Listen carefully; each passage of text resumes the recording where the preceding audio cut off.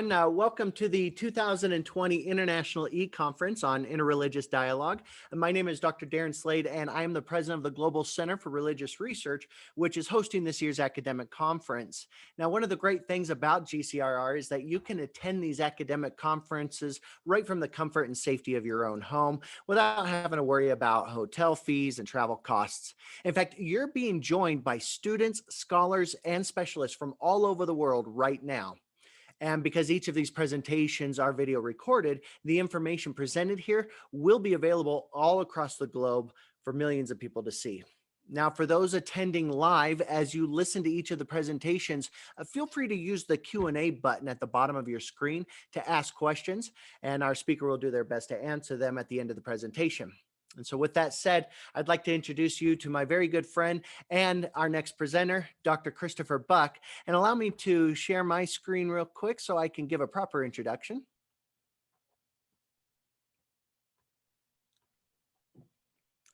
Now, Dr. Buck's presentation today is called Baha'i Contributions to Interfaith Relations. Dr. Buck received his PhD from the University of Toronto. He is currently a Pittsburgh attorney, an independent scholar, and a former professor at Michigan State University. He has authored numerous books, including Baha'i, Faith, the Basics, God and Apple Pie, Religious Myths and Visions of America, Alan Locke, Faith and Philosophy, Paradise and Paradigm, Key Symbols in Persian Christianity and the Baha'i Faith, and Symbol and Secret, Quran's Commentary in Baha'u'llah's Kitab-i-Iqan. And Dr. Buck, you are going to have to pronounce that title correctly for me. And some of his other publications, he has numerous chapter contributions to other books as well. And I won't go through all of these, but some of the more relatable ones are the Baha'i Faith and African-American History, American Writers, the Islamic World, and also contributions to the Wiley-Blackwell Companion to the Quran. One of the things I want to really point out and give attention to is his latest publication called Baha'i Faith, the Basics. Now, this book right here is an excellent contribution and introduction to the Baha'i Faith and kind of the independent and interesting world of Baha'i, helping to alleviate some of the misconceptions that we have here about it in the West, as well as providing great reference material, things like glossary terms and whatever else that students and scholars need. So this book would be an excellent book for an introduction to world religions course or an introduction to Eastern philosophy. So I highly recommend you pick up a copy. And Dr. Buck's actually been generous enough to provide us a 20% off discount to this book. And all you have to do is enter this code in here, SOC20, SOC20, in order to get your copy. And Dr. Buck, who published this for you? Routledge in the UK. That's right. Okay, Routledge, perfect. Go to their website to pick up a copy. You can also find a copy of this book where books are normally sold, places like Amazon and everywhere else. And of course, because this video is recorded, you will be able to get that discount code again, and we'll even pop it up at the end of the presentation as well. But with that said, Dr. Buck, thank you so much for doing this today. You have the floor, sir. Thank you, Dr. Slade. I have 45 slides. I want to cycle through them quickly with commentary so we have time for questions and answers.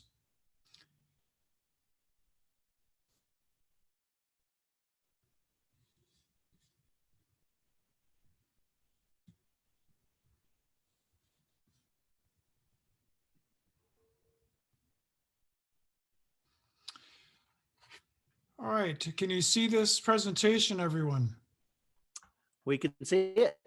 Okay, because I'm not looking at Zoom right now, I'm looking at the presentation. So as Dr. Slade said, this is Baha'i Contributions to Interfaith Relations.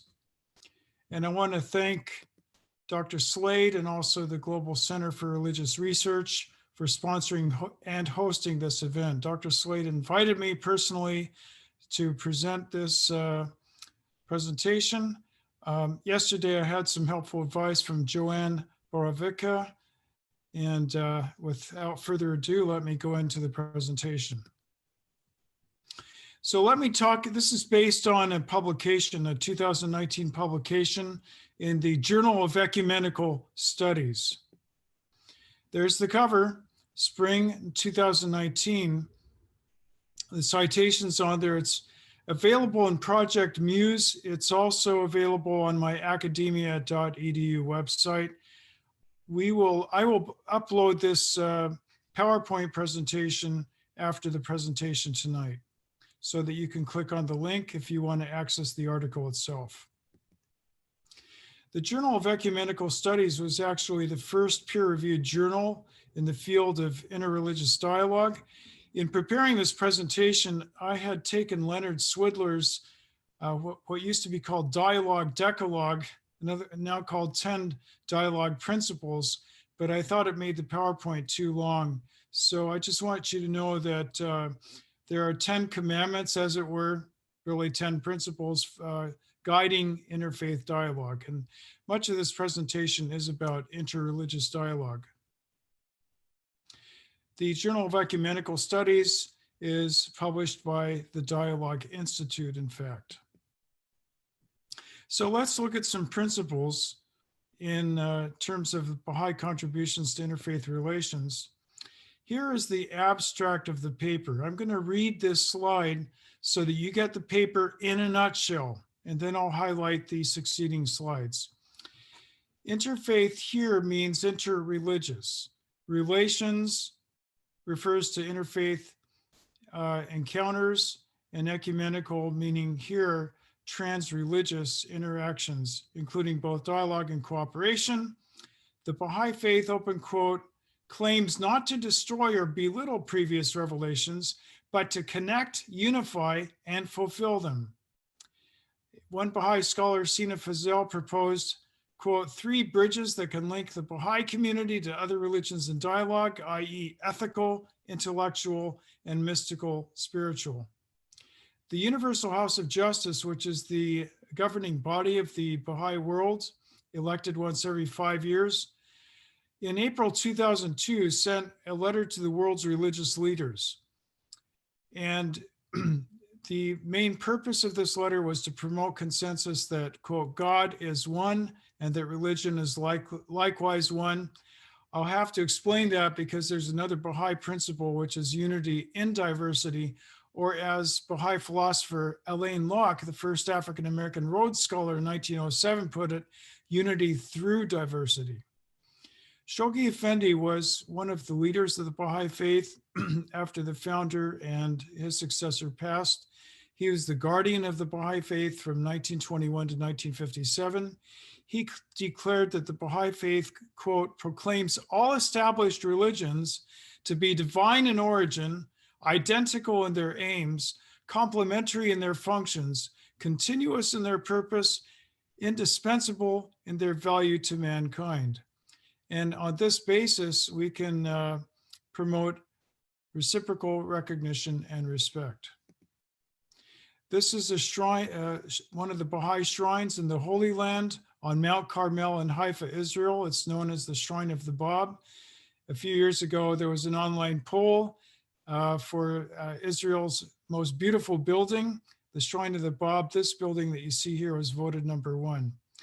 The Baha'i Shrines and Gardens in 2008 were declared as a World Heritage Site, in other words, belongs to the world, marking these buildings and shrines and gardens as the first modern religious edifices to be so designated.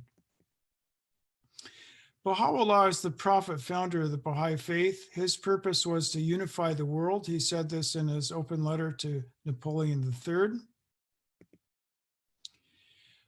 One of his tablets, as Baha'is refer to them, is called the Tablet of Ornaments, or the Lohe Tarazat. And the second taraz, I'm going to quote, is to consort with the followers of all religions in a spirit of friendliness and fellowship, to proclaim that which the speaker on Sinai hath set forth, and to observe fairness in all matters. They that are endued with sincerity and faithfulness should associate with all the peoples and kindreds of the earth with joy and radiance, inasmuch as consorting with people hath promoted and will continue to promote unity and concord, which in turn are conducive to the maintenance of order in the world and to the regeneration of nations.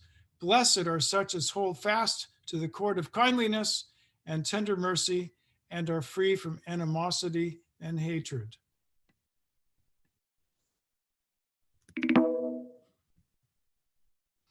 Abdu'l-Baha was the successor to Baha'u'llah. Cambridge scholar Edward Granville Brown, who visited Baha'u'llah in the prison city of Akka in Palestine, which is now present-day Israel, wrote in an obituary to Abdu'l-Baha, whose picture you see here. This is the only color photograph that was taken. It was taken in Paris in 1911. He said, quote, "A remarkable personality who has probably exercised greater influence not only in the Orient, but in the Occident than any Asiatic thinker and teacher of recent times." Here is a prophecy of the future of the world from one of Baha'u'llah's Abdu'l-Baha's writings, commonly referred to as the Tablet of the Seven Candles of Unity. And I'll read this slide. "Behold how its light is now dawning upon the world's darkened horizon." He's talking about recent developments in the 20th century back in his day. 1, the first candle is unity in the political realm, the early glimmerings of which can now be discerned. The second candle is unity of thought in world undertakings, the consummation of which will ere long be witnessed. The third candle is unity in freedom, which will surely come to pass. The fourth candle is unity in religion, which is the cornerstone of the foundation itself, which by the power of God will be revealed in all its splendor. The fifth candle is the unity of nations, a unity causing all the peoples of the world to regard themselves as citizens of one common fatherland. The sixth candle is unity of races, making of all that dwell on earth peoples and kindreds of one race. The seventh candle is unity of language, the choice of a universal tongue in which all peoples will be instructed and converse. Each and every one of these will inevitably come to pass, inasmuch as the power of the kingdom of God will aid and assist in their realization. The successor to Abdu'l-Baha was Shoghi Effendi, his grandson, Oxford educated. He wrote, "Therein lies the distinguishing feature of the Baha'i revelation. Therein lies the strength of the unity of the faith, of the validity of a revelation that claims not to destroy or belittle previous revelations, but to connect, unify, and fulfill them." He wrote this in March 1930. What I want to focus on primarily in this presentation is an open letter to the world's religious leaders sent by the Universal House of Justice, which is a democratically elected council. I mentioned that earlier before, elected once every 5 years. And this was sent to the religious leaders of the world as an open letter, but also delivered to thousands of religious leaders nationally and locally. And the URL is there. I've provided links to all the graphics as well as the documents in this PowerPoint. This is a picture of the seat of the Universal House of Justice on Mount Carmel in Haifa, Israel. Haifa is a port city, third largest city in Israel. I'm going to read highlights from the letter. It begins by saying, tragically, organized religion has long lent its credibility to fanaticism. We feel a responsibility as the governing council of one of the world's religions to urge earnest consideration of the challenge this poses for leadership. Now, remember the timing of this. This is in April 2002, making it a post 9/11 message. So without referencing 9/11 directly, that's huge in the background of religious fanaticism. That provides a context.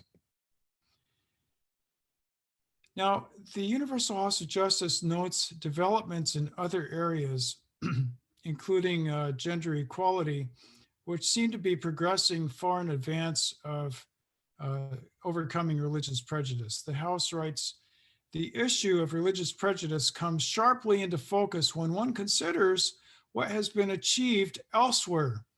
At the level of global discourse, the concept of the equality of the sexes has, for all practical purposes, now assumed the force of universally accepted principle. It enjoys similar authority in most of the academic community and information media. The House continues on the subject of nationalism. The beleaguered battalions of nationalism face a similar fate. The effect has been reinforced by the restructuring steadily taking place in the international order. No one can mistake the fact that the fetish of absolute national sovereignty is on its way to extinction. On race relations, the House writes, racism is now tainted by its association with the horrors of the 20th century to the degree that it has taken on something of the character of a spiritual disease.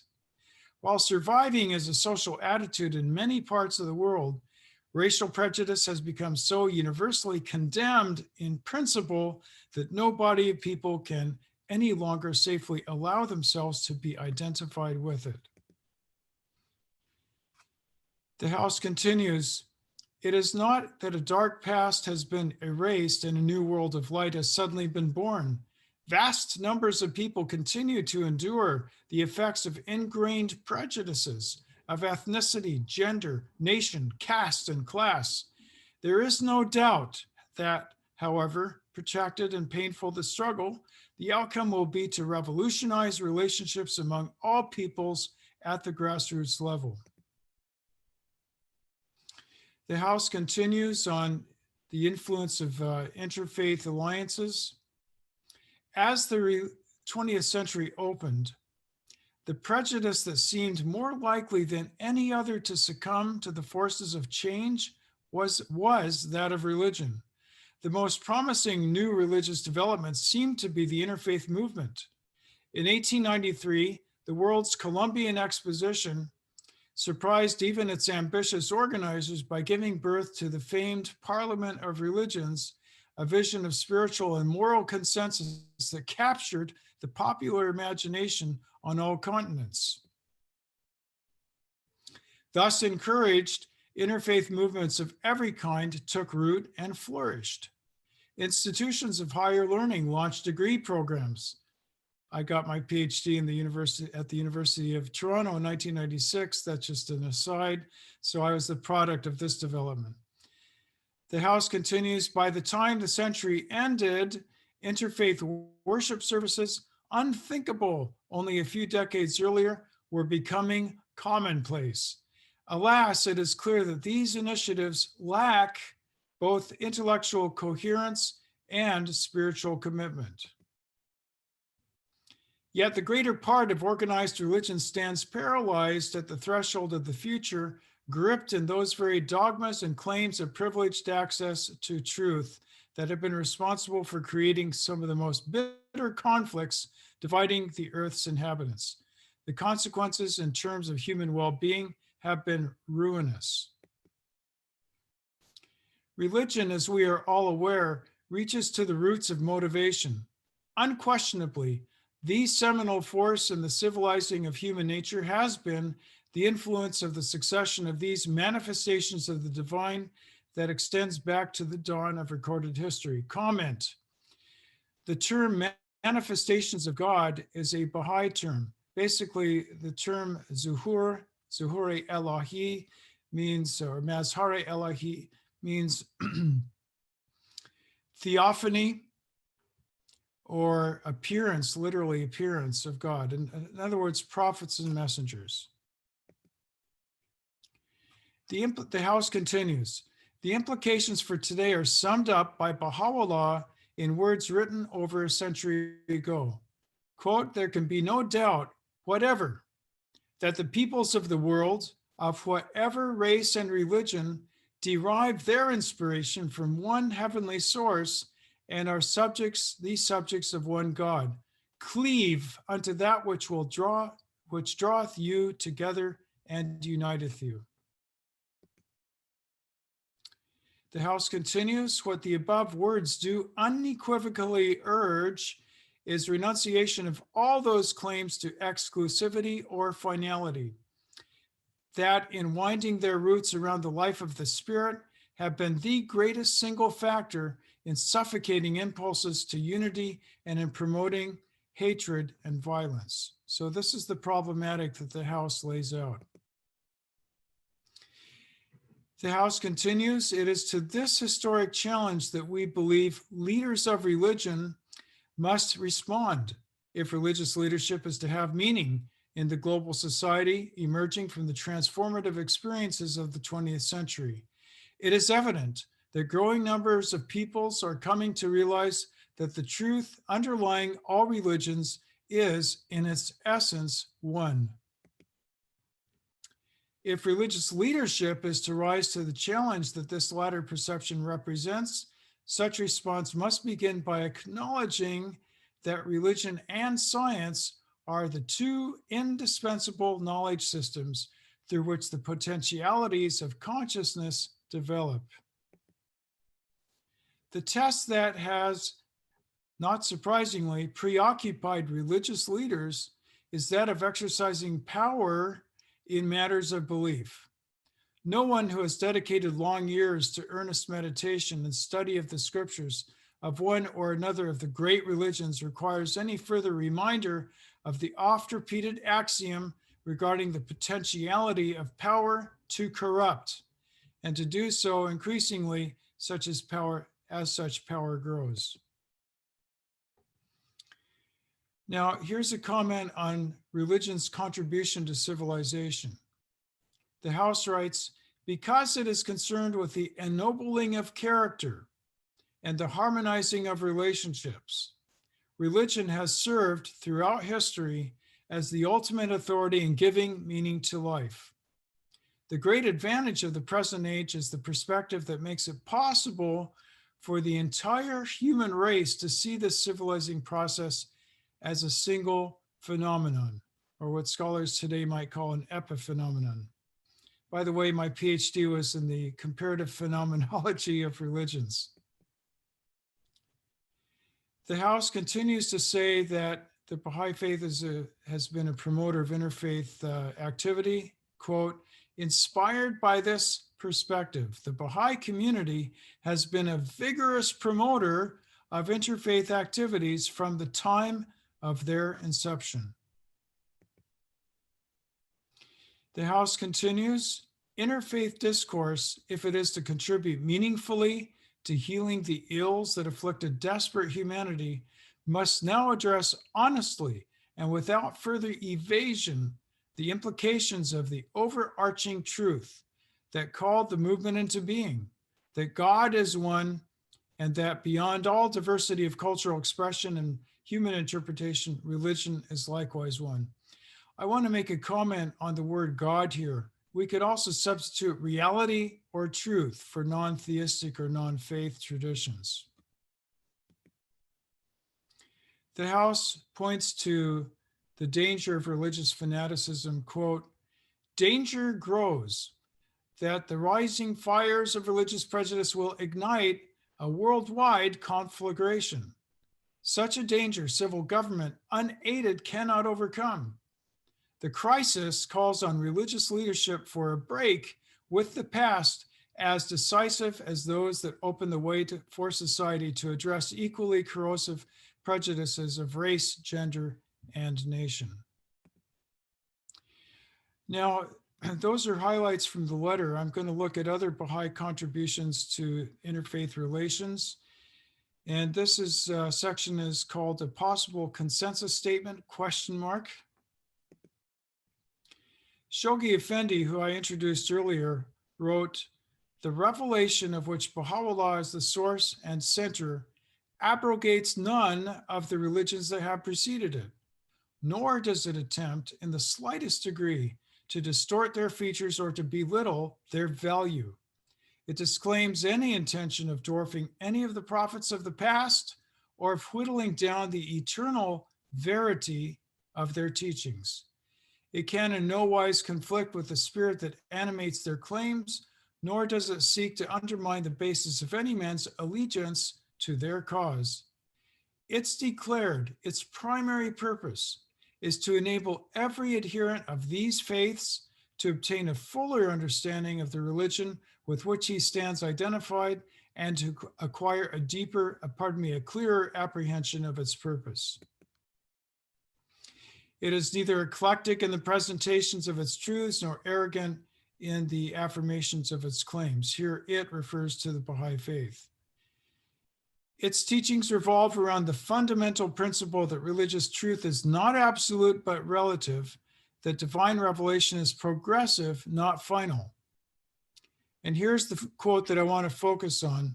Unequivocally and without the least reservation, it proclaims all established religions to be divine in origin, identical in their aims, complementary in their functions, continuous in their purpose, indispensable in their value to mankind. I'm calling this a doctrinal formula that has a potential for some useful applications. If you take each of the established religions using the previous quote, one at a time, and simply substitute that particular religion. I did this in Israel in December of 2000 when I presented a paper at a conference at the Hebrew University of Jerusalem. I did this using this quote with respect to Judaism. And here I'll apply it to Christianity just as one example. So you could, in substituting the word Christianity for all established religions, come up with this formula. Unequivocally and without the least reservation, the Baha'i faith proclaims Christianity to be 1, divine in origin, 2, identical in its aims, 3, complementary in its functions, 4, continuous in its purpose, 5, indispensable in its value to humankind. We could do the same exercise with regard to Hinduism, Buddhism, Islam, you name it. So from a Baha'i perspective, each and every world religion is ideally divine. And here, remember my comment about God, we can substitute or reality-based or truth-based. So divine in origin, identical in its aims, complementary in its functions, continuous in its purpose, and indispensable in its value to humankind.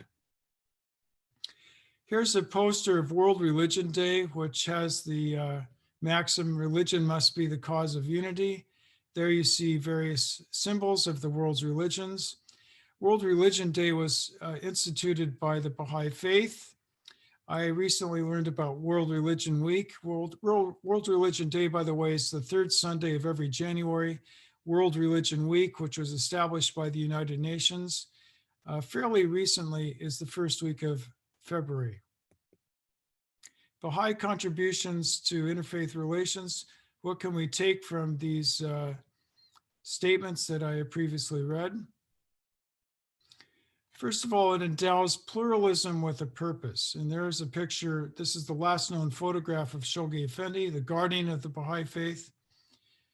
His declaration that the Baha'i faith, quote, proclaims all established religions to be divine in origin, identical in their aims, complementary in their functions, continuous in their purpose, indispensable in their value to mankind, end quote, potentially can promote or help promote ideal interfaith relations through reciprocal recognition and respect. And I want to add cooperation.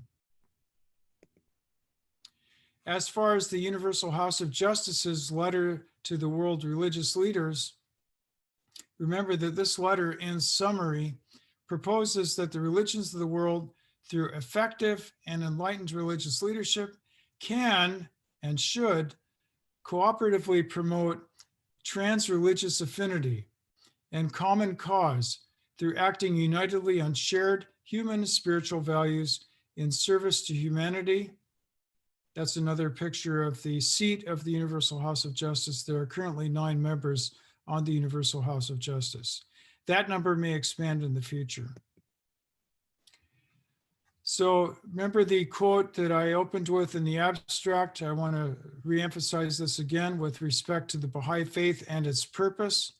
Quote, therein lies the strength of the unity of the Baha'i faith, of the validity of a revelation that claims not to destroy or belittle previous revelations, but to connect, unify, and fulfill them. By revelations here, this refers to world religions, or what gave birth to them.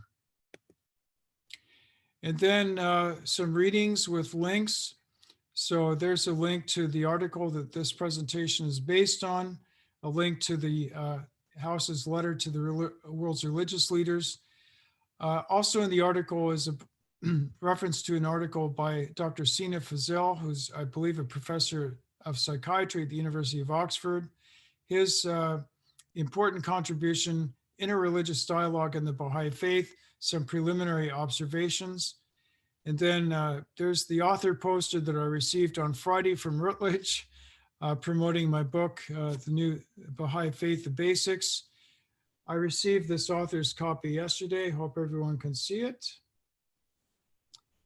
And then the official international website of the Baha'i Faith, where there's a link. It's baha'i.org. Okay, let me get back to Zoom.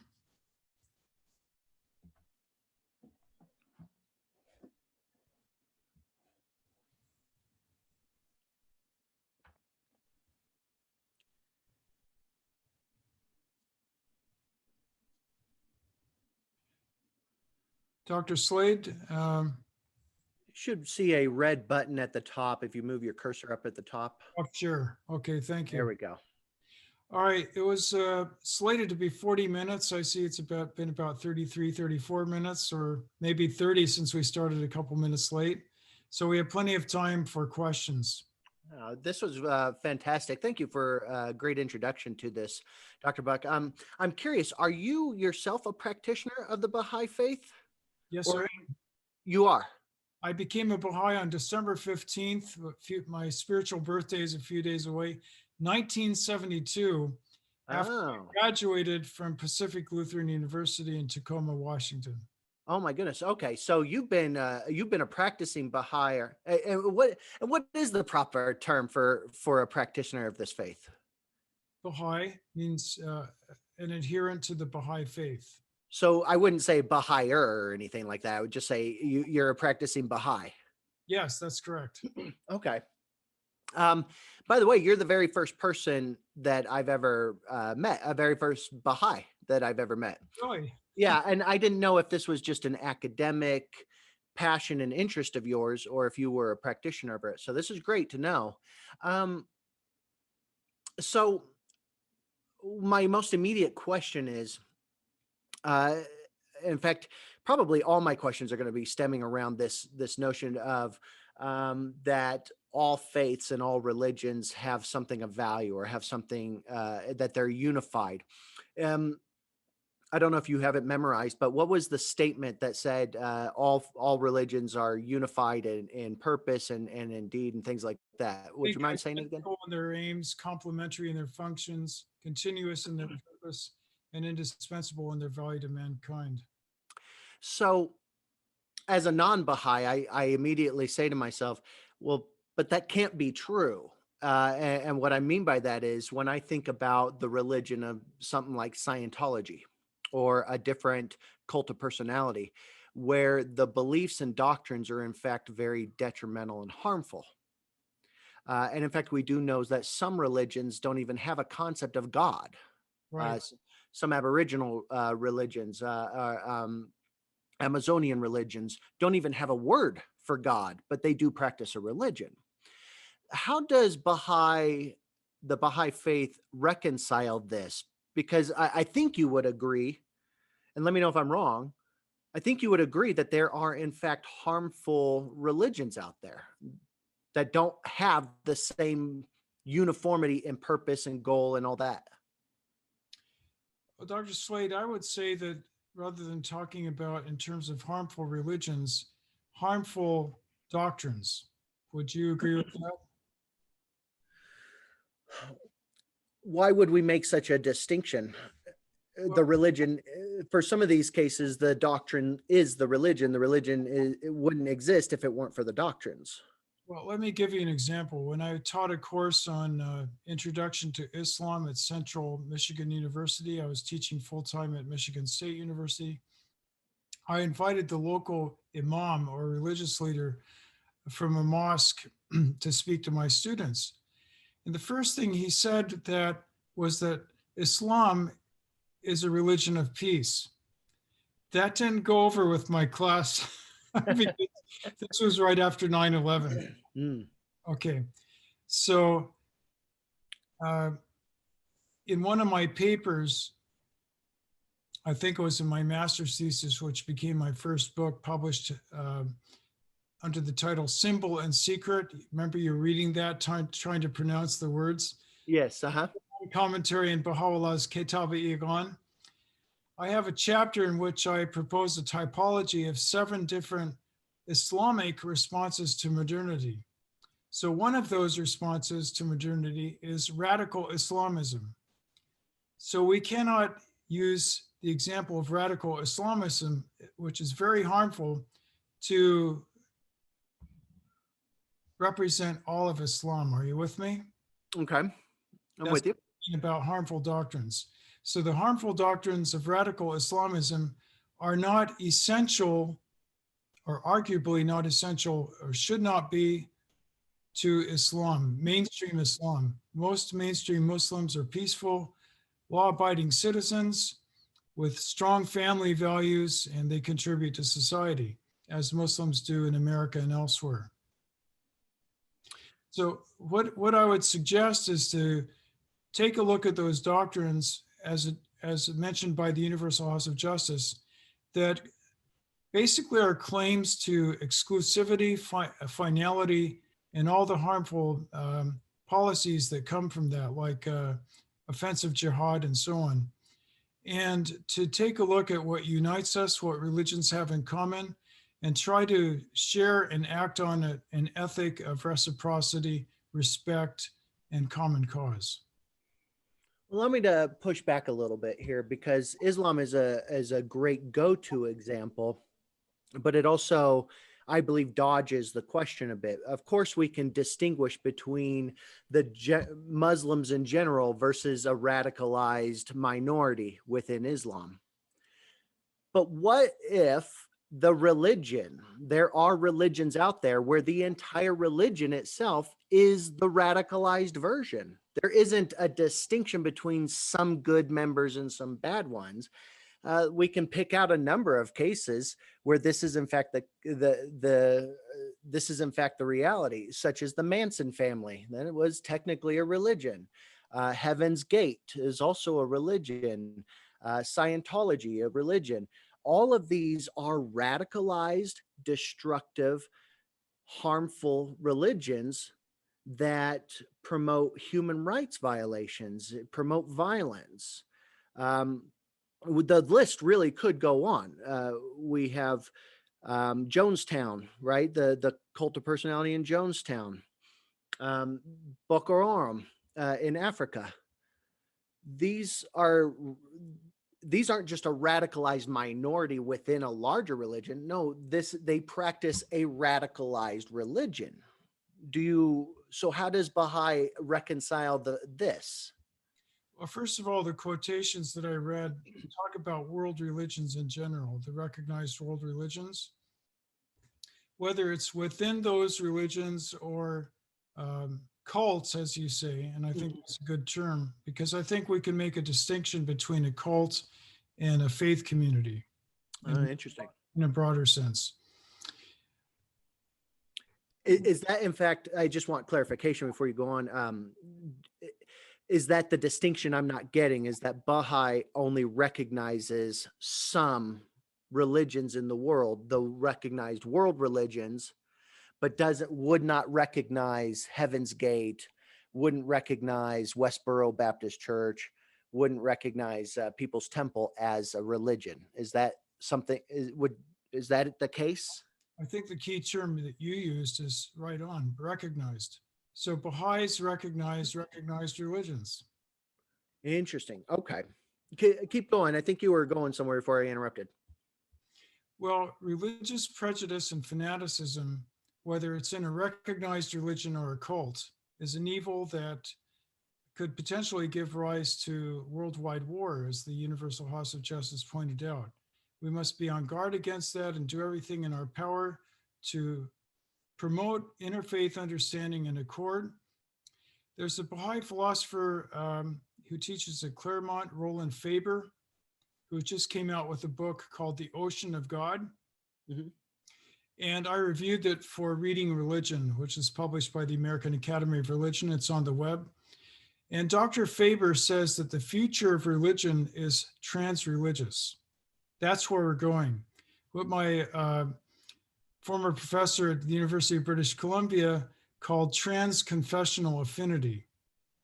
And when I was at the University of British Columbia as an unclassified, not unqualified graduate student, I helped organize a conference called Can Faiths Be Friends? The Case for Trans-Confessional Affinity. So this is what the House is trying to promote, what the Baha'is are trying to promote through interfaith initiatives and so on, is trans-confessional affinity or transreligionism, transreligious identity. So what I mean by that is I'm a Baha'i, like you said, but I have a broader identity as a world citizen, as a child of God, as a brother to you, spiritually and physically. You see what I'm saying? That's right. The broader identity that we're trying to, Baha'u'llah came to unify the world. So that basically means that any impediment that stands in the wake of efforts to unify the world through its diversity are contrary to that purpose. Whether it's fanaticism, religious fanaticism, racial prejudice, class prejudice, or structured economic injustice, as economists say, or so forth. These are the world's problems that we have to do our best to try to eradicate. And I want to return to this subject because it's an important thing when it comes to interfaith dialogue. And I think we would all agree that those types of ideals are noble and good. And so I do want to return back to it, but I am harping on something for a reason. Baha'i, you're saying, believes that all religions, all recognized world religions are, are noble and speak the truth and are unified. And the key here is recognized, right? A recognized world religion, right? As opposed to some factions, some religions being more just cults of personality. So I want to know then, as you already know, as as an historian as well, you recognize that oftentimes world religions first start out as a cult, as a small minority. So what does it take to become a recognized religion? And allow me to bring in Scientology once again. In the United States, Scientology is an officially recognized world religion. In the United States, it is. Why does Baha'i recognize it as a world religion, or does it recognize it as a cult? Well, first of all, I would say that world religions begin as sects rather than cults. Not Mormonism. I mean, yes, in a way, but I mean, I think there's a good argument to say that there are many who would argue that Latter-day Saints began as a cult of personality and it developed into a world religion. The same could be argued for Muhammad and Islam, Jesus and Christianity. So let's talk about a couple of those examples, Jesus and Christianity. So in the book of the Acts of the Apostles, Christianity early on is referred to as the sect, in other words, the Jewish sect of the Nazarenes. Hmm. And the early Jewish Christians were first called Nazarenes, and then they were later called Ebionites, which means the poor. I was originally going to write my master's thesis on the Ebionites, so I have a special regard for them. Right. But the Acts was written by insiders. Outsiders called it a cult. And pagan critics of Christianity called it a cult of personality. So just because Acts called it a sect doesn't in fact make it a sect. Now, I happen to agree. I happen to think that Christianity did begin as an apocalyptic Jewish sect. Right. My point still stands, though. Some world religions today did begin more like a cult than it did as a sect. Well, let's talk about recognition for a minute, okay? I'm going to show you this. I'm going to share my screen again. Perfect.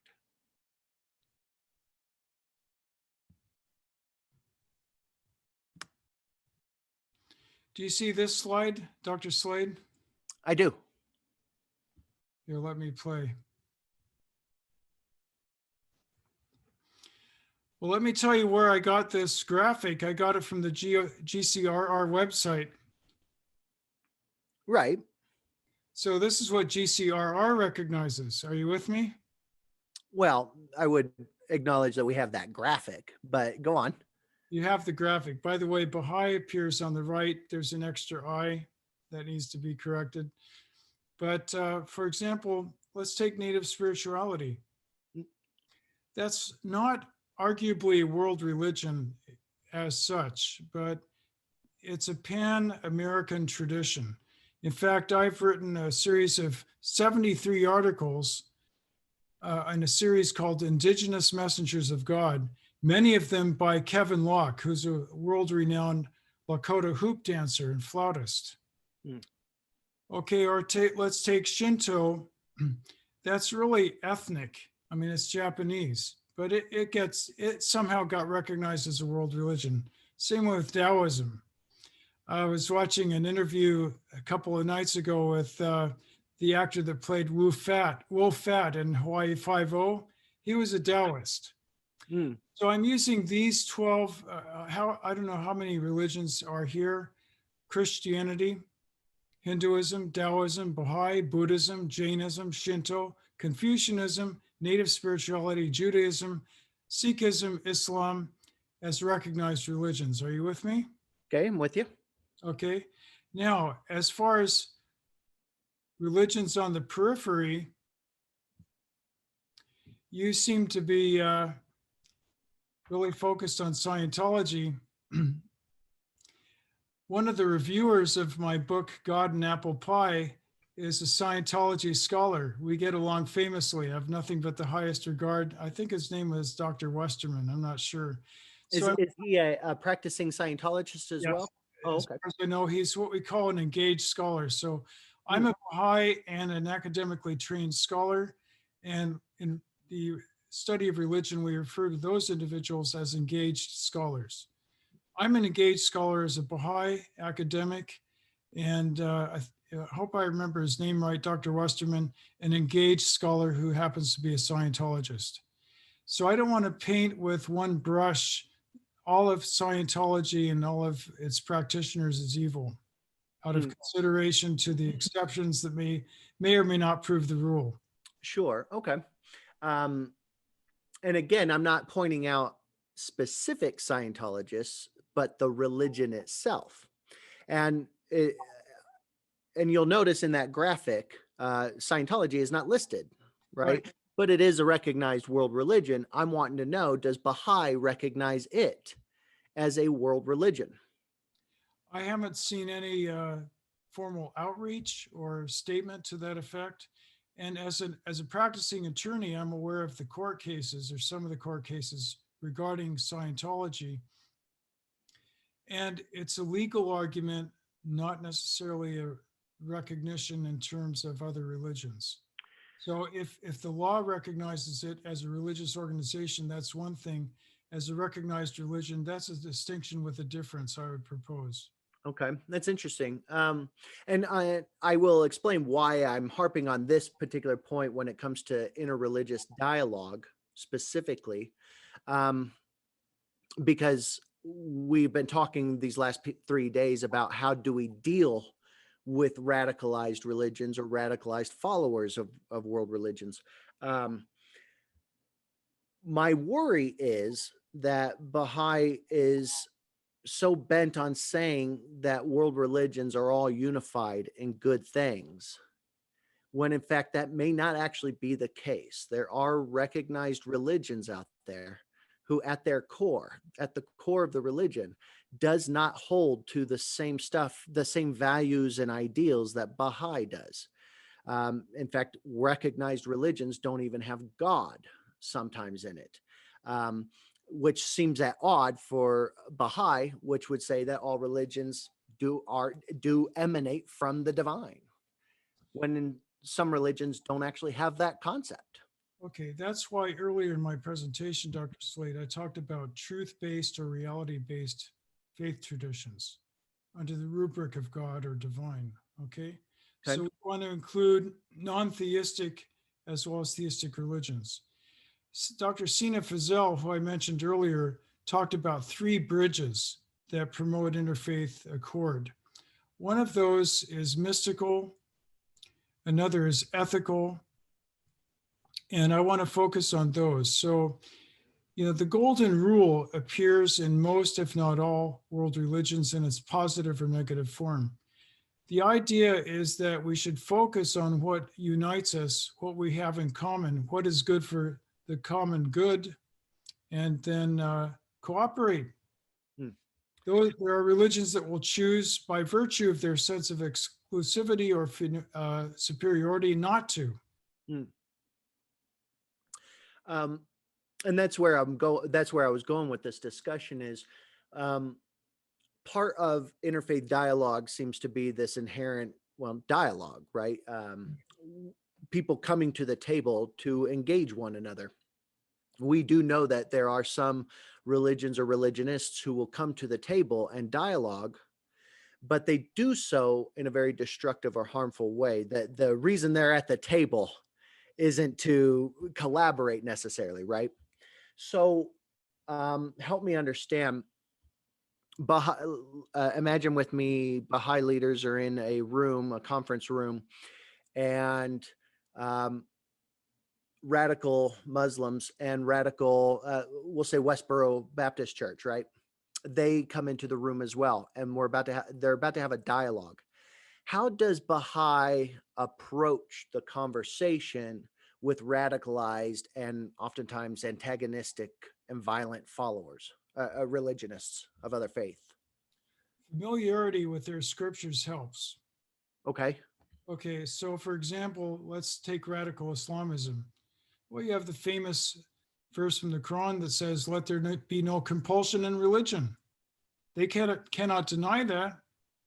So by shifting the focus to what is good or potentially good in the religion, at least in theory, if not in practice, is what we should focus on.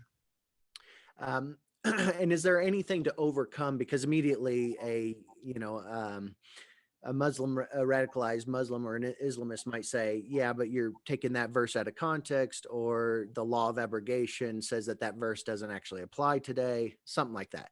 So imagine same conference room, the Baha'i leaders are continuing to get pushback. Do they have a practice, a methodology, the Baha'i leaders? Do they have a methodology for overcoming some of these impasses, some of these barriers to cooperation? Well, let me talk about a general Baha'i principle.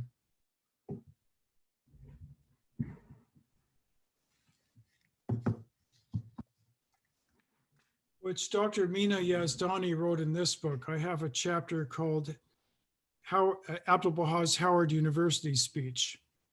And it's a very interesting chapter that Dr. Yazdani wrote.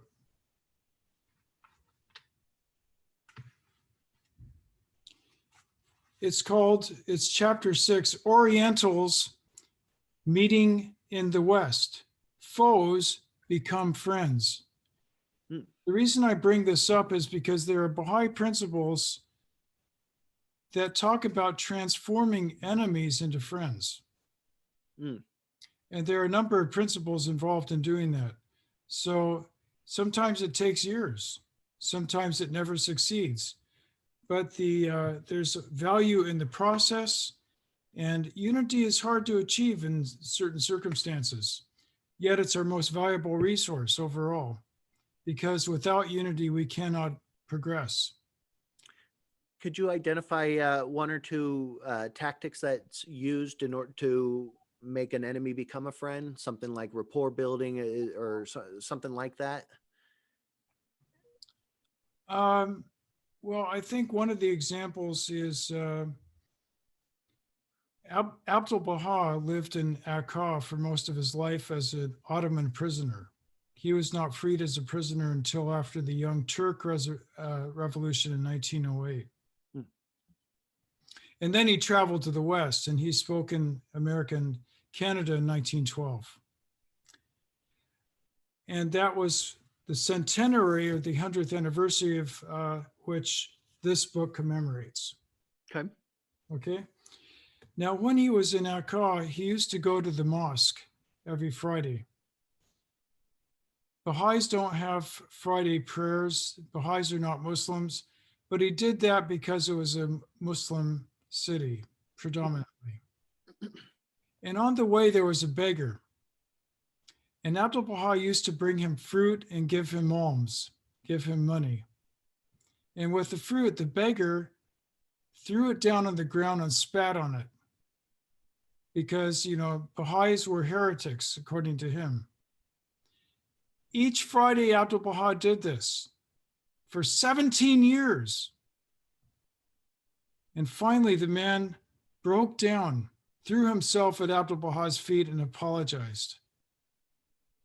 I'm not saying I have personally the patience and endurance to treat an enemy with kindness for 17 years, but that would be one example. Interesting. Okay. Yeah, and I think it's a great example. I think the general principle, not closing doors, but continuing to allow opportunities for an exchange and for some kind of rapport to be built, some kind of an understanding to be built. Right. Would that make okay? Yes. Would you say the name of the founder of Baha'i again? Baha'u'llah. It means the glory of God or the spirit of God or the light of God. Baha'u'llah. Baha'u'llah. Okay. And this is more of a theological question than it has to do with the subject of the conference. I just love learning about religions I know nothing about, and Baha'i I have such a cursory knowledge of it. You refer to Baha'u'llah. Baha'u'llah. Thank you. You refer to him as a prophet. He's considered a prophet. Is that correct? Correct. Is that in the same sense as what Jews might think of Isaiah or Moses, and Muslims think of Muhammad? Is it where you believe that the belief is that God himself had communicated through him and Yes. gave him divine revelation? Yes. Okay. Baha'is have a doctrine that they refer to as progressive revelation. So Okay.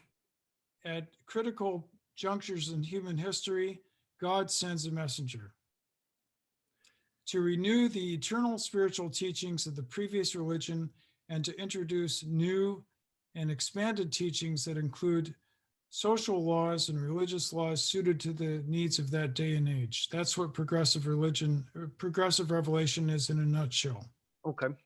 So Baha'u'llah, according to Baha'i belief, is the latest in this series of messengers, but not the last. I was about to ask that. So in Islam, of course, Muhammad is the supreme and last of the prophets. Right. So your Baha'u'llah would not be considered last. There could potentially be more to come after. Is that right? Not for at least 1,000 years, according to Baha'u'llah himself. Okay, I see. In 1,000 years, another prophet will come around, or theoretically. Could come around, yes. It could be longer. Okay. That's Okay, that's interesting. And did he write any scriptures that something that is considered scripture in the same sense that Christians might consider the New Testament? And yes, we have an estimated 100 volumes of Baha'u'llah's works that constitute Baha'i scriptures. Only about maybe say an estimated 10% have been translated so far. oh, really? For the past 19 years, I've been conducting distance education courses for the Wilmette Institute, if anyone wants to study these scriptures. Right now, I'm still faculty for a course on Baha'u'llah's last book called The Epistle to the Son of the Wolf, revealed, as Baha'i say, in 1891. So then I have a course beginning in February on Baha'u'llah's early mystical writings. I have several other courses that I teach on other scriptures that Baha'u'llah has written. And is it the case that everything he wrote is now considered divine scripture, or I should say divinely inspired, or is it just some of the stuff? All of it. All of it. And is that beginning at a certain time? What I mean by that is, let's say for schoolwork, he had to write a poem in school when he was in third grade. Is that considered divinely inspired, or is it only the writings that are more official and starting at the age of 30 or something? The start of Baha'u'llah's revelation or mission as a prophet was in the fall of 1852. Okay. It lasted until his death, or as Baha'is refer to it as his ascension in 1892. Okay. So everything from 1852 to the end of his life, is that? Yes. Okay. 40-year ministry, 100 volumes. And he didn't engage in any other kind of writings. He didn't write any science fiction on the side. And then like there's a distinction. Is there any distinction at all like that? Well, remember, no, there isn't. Okay. Interesting. I think what's important, and we circle back to this, is that Baha'i wants to bring everybody to the table and wants everybody to have recognized the common ground to collaborate. Is that a fair statement? Yes. And I think that's what's extremely important about Baha'i and interfaith dialogue, is that it's wanting to prevent and eradicate the extremism and the violence and the wars, and get everybody to the table, not just to dialogue, but to say, these are some of the principles that we have in common. Correct. Let's pursue it together. Is that fair? That's very fair. Okay. Right. Perfect. Dr. Buck, thank you so much for this. And thank you for entertaining my questions. I really appreciate it. Yeah. And it's a great pleasure being able to finally actually interact with a legitimate Baha'i. Thank you. Okay. Well, everybody who is in attendance, thank you so much for coming out and supporting us. We have one more presentation, but for the conference, but all of the presentations were video recorded and they'll be sent out to everybody. So don't you worry, give us a couple of weeks and we'll have that. Dr. Buck, I want to give you the final word. I think this initiative is excellent. Thank you for making the presentations available or about to be available on the web. And it was a pleasure doing this presentation. Thank you.